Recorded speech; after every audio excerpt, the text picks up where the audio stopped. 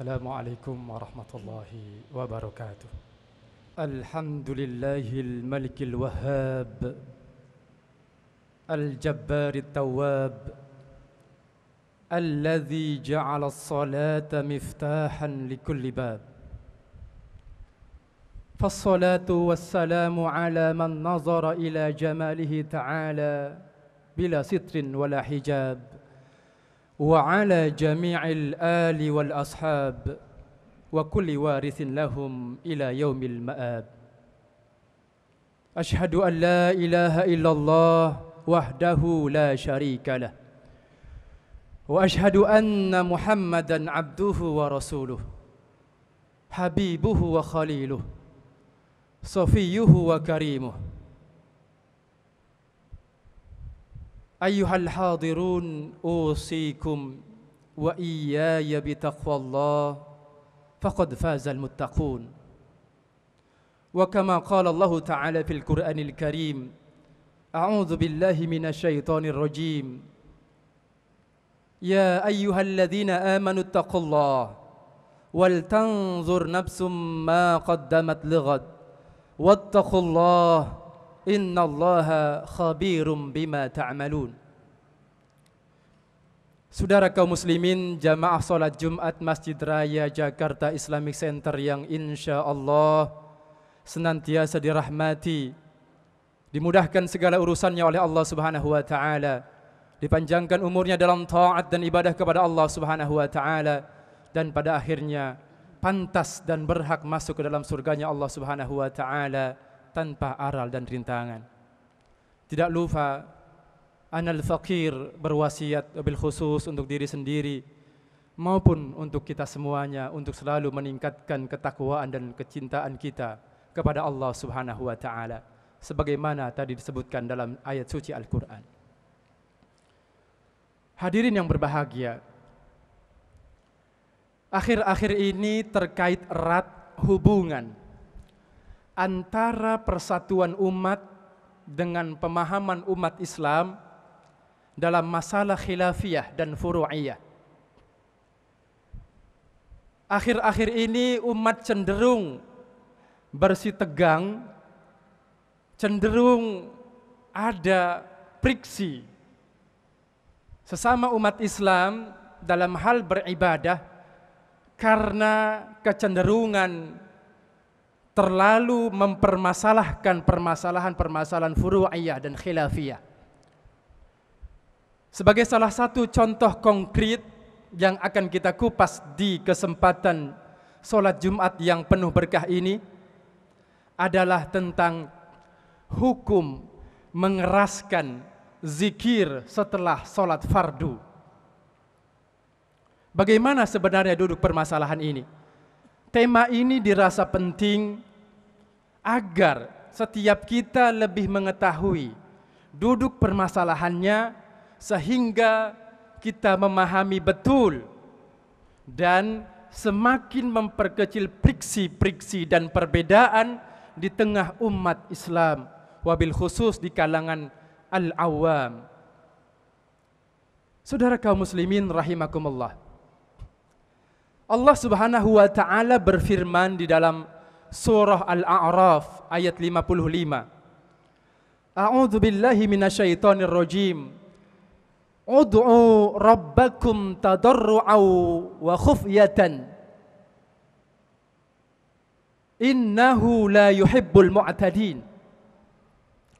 Berdoalah, memintalah kepada Allah Tuhan kalian tadarru'an dengan kerendahan hati, wa khufyatan dan dengan lemah lembut.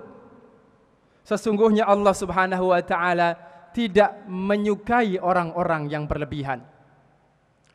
Dalam ayat yang senada pada surat yang sama, surah Al-A'raf ayat 255, Allah juga berfirman, wadhkur rabbaka tadarru'an wa khifatan wa dunal jahri minal qawli bil ghudwi wal asal wa la takum minal ghafilin.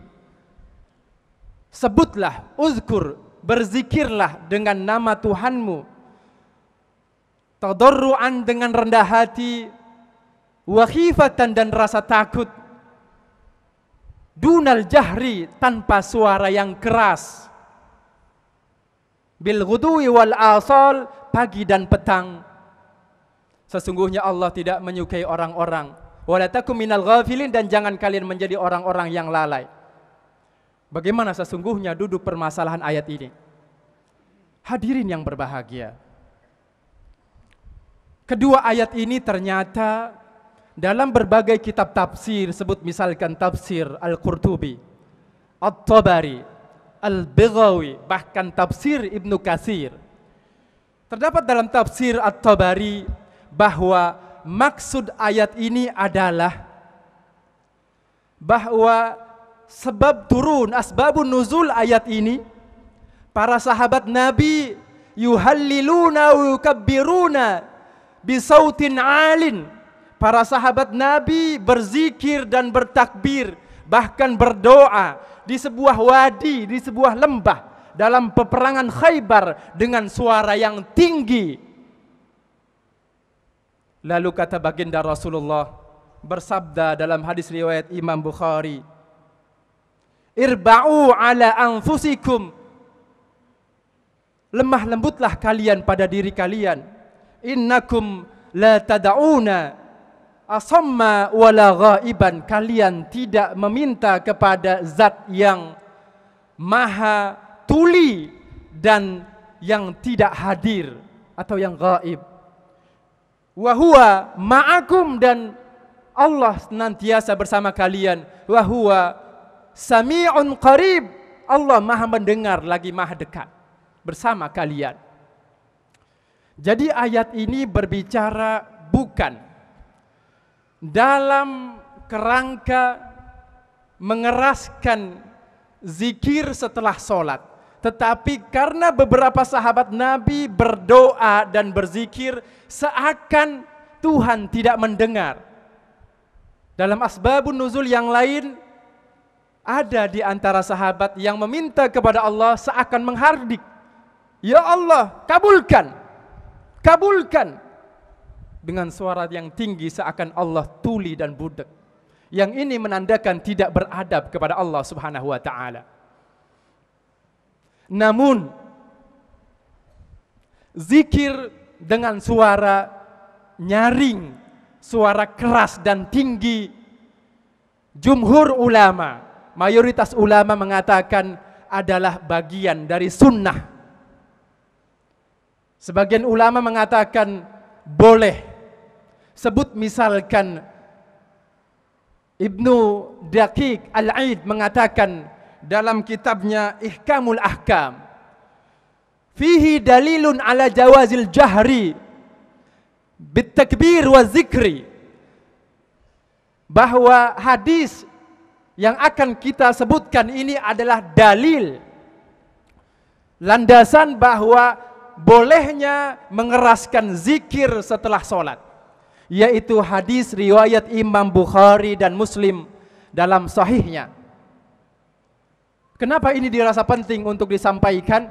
Karena masih saja ada sebagian kita, bahkan di Jakarta Islamic Center di masjid ini, ketika imam sedang membaca zikir dengan suara nyaring setelah sholat, bahkan ketika berdoa ada yang teriak-teriak dengan penuh emosi. Ini yang perlu dihindari karena menjadi fitnah. Baginda Rasulullah sallallahu alaihi wasallam dalam hadis ini diriwayatkan oleh dari jalur Ibnu Abbas. Ibnu Abbas mengatakan dalam hadis riwayat Imam Bukhari dan Muslim ini mengatakan, kuntu a'rifu inqida'a salatin Nabi sallallahu alaihi wasallam bitakfir. Aku mengetahui, a'rifu inqida'a salatin Nabi, bahwa salat Nabi sallallahu alaihi wasallam telah selesai dengan terdengarnya suara takbir. Artinya baginda Rasulullah setelah salat membaca Allahu Akbar, Allahu Akbar, Allahu Akbar dengan suara nyaring. Subhanallah, subhanallah, walhamdulillah, walhamdulillah. Bahkan dalam hadis yang sangat sahih yang sebagian kita mengamalkannya. Nabi mengatakan dengan zikir dan doa sekaligus, Allahumma antas salam wa minkas salam wa ilaika ya'udus salam fahayyina rabbana bis salam wa adkhilnal jannata darus salam. Allahumma antas salam, ya Allah engkau yang maha penyelamat. Wa minkas salam, keselamatan dari engkau.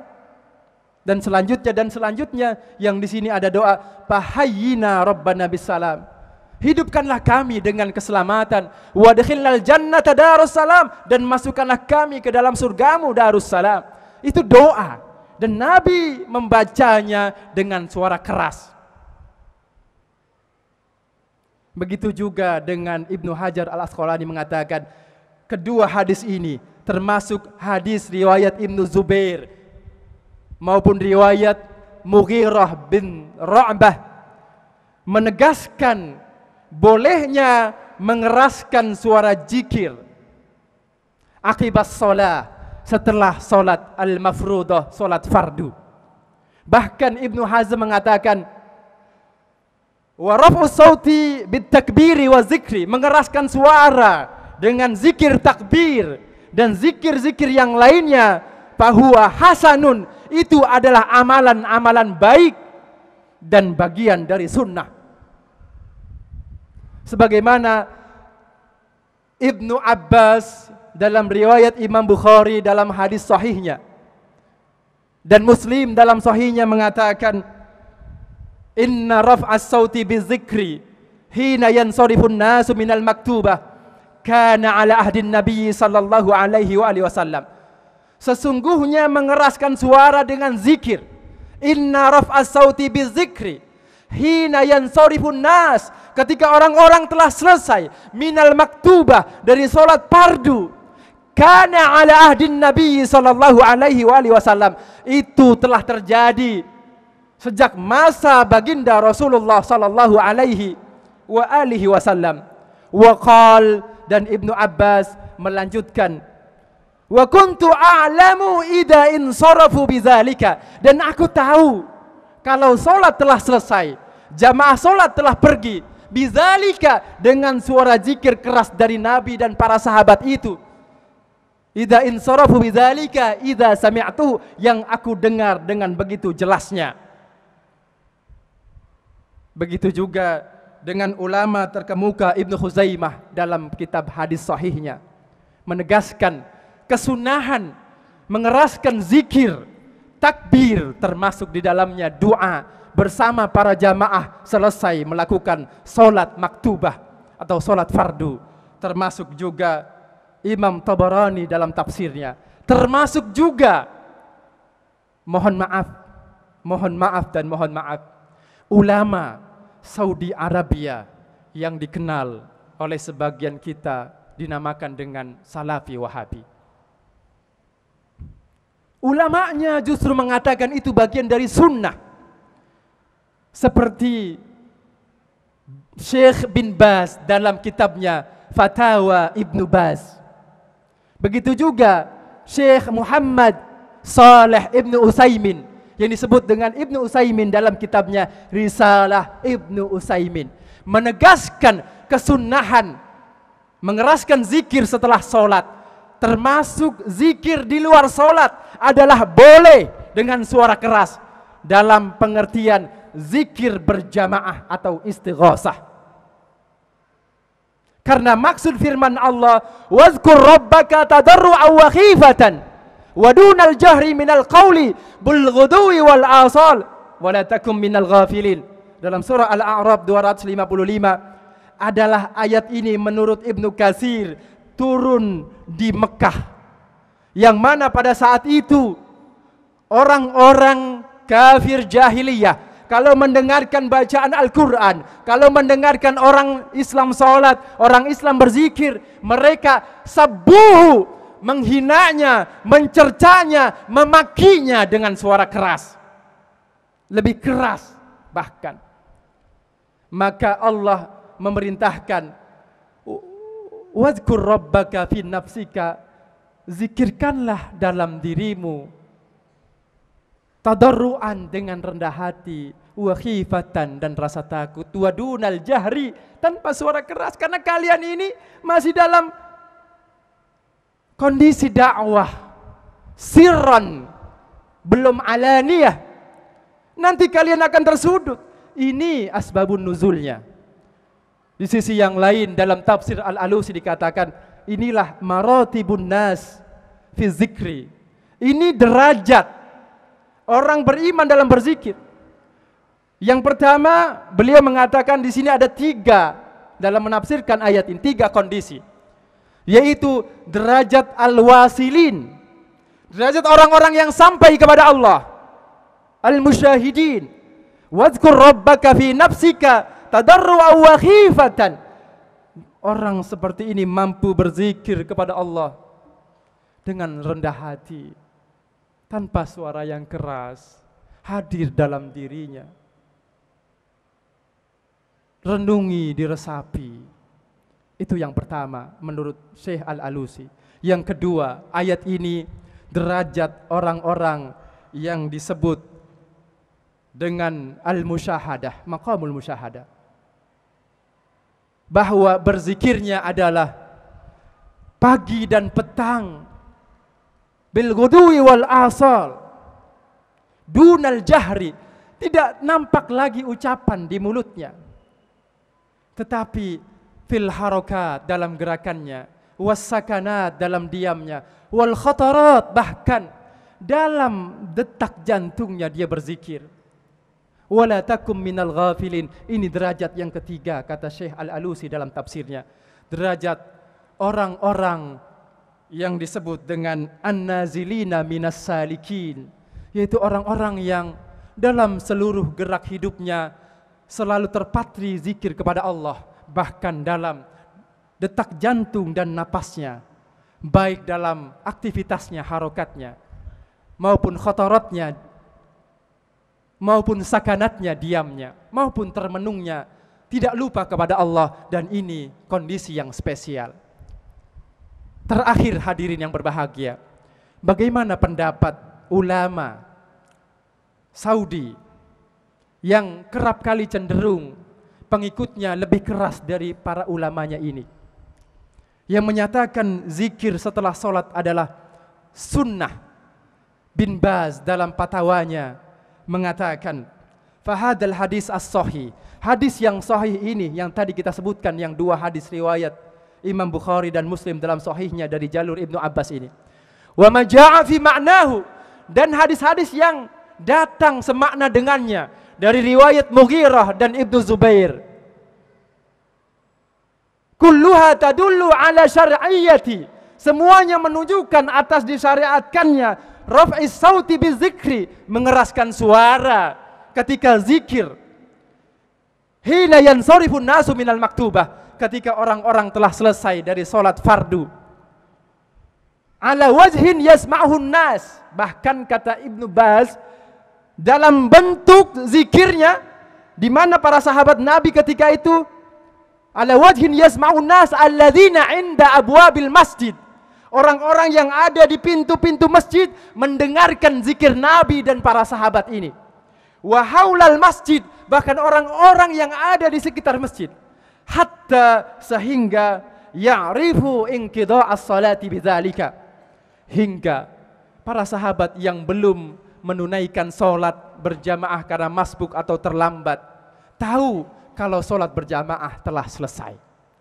Termasuk Ibnu Utsaimin dalam risalahnya mengatakan, orang yang mengatakan zikir dengan suara jahar, suara tinggi, suara keras dan nyaring setelah sholat fardu sebagai dikatakan bid'ah, faqad akhta'a, maka orang ini telah keliru, telah salah dan tidak benar. Beliau mengatakan, fa kaifa yakunu syai'al ma'hud fi ahdin Nabi sallallahu alaihi wasallam bid'ah? Bagaimana bisa sesuatu yang telah terjadi di masa Rasul sallallahu alaihi wasallam sebagai bid'ah?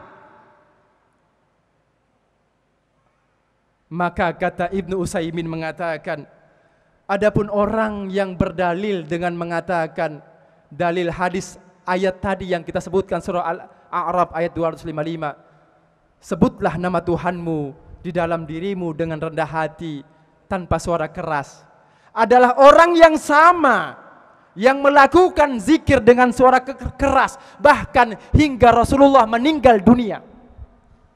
Apakah orang yang berdalil dengan ayat ini lebih paham dari Rasulullah dan dari Allah yang berfirman? Atau bahkan orang ini mengatakan Rasulullah tahu maksudnya tapi menyalahi dalam prakteknya. Yang kata Ibnu Utsaimin, hayhata hayhata, na'udzubillah. Dan itu tidak mungkin terjadi. Saudara kaum muslimin rahimakumullah, demikian mudah-mudahan ada manfaatnya dan menambah wawasan serta ukhuwah kita di tengah umat Islam dengan khutbah yang singkat ini di hari Jumat yang mudah-mudahan Allah ridhai dan Allah berkahi.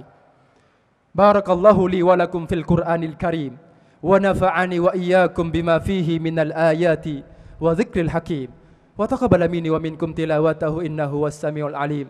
Aqulu qawli hadza wa astaghfirullaha li wa lakum wa lisairil muslimina wal muslimat wal mu'minina wal mu'minat innahu huwal ghafurur rahim. Alhamdulillahil malikil haqqil mubin alladzi habana bil imani wal yaqin wa qala lin nabiyyi wa ma arsalnaka illa rahmatan lil alamin. Allahumma salli wa sallim wa barik wa an'im ala habibina wa syafi'ina wa qurrati a'yunina sayyidina wa maulana Muhammadin wa ala alihi at-tayyibin at-tahirin wa ashabihi al-akhyari ajma'in wa man tabi'ahum bi ihsanin ila yaumiddin. Ayyuhal hadirun, usikum limarratin saniyah. Ittaqullah, ittaqullah, ittaqullah haqqa tuqatih wa la tamutunna illa wa antum muslimun.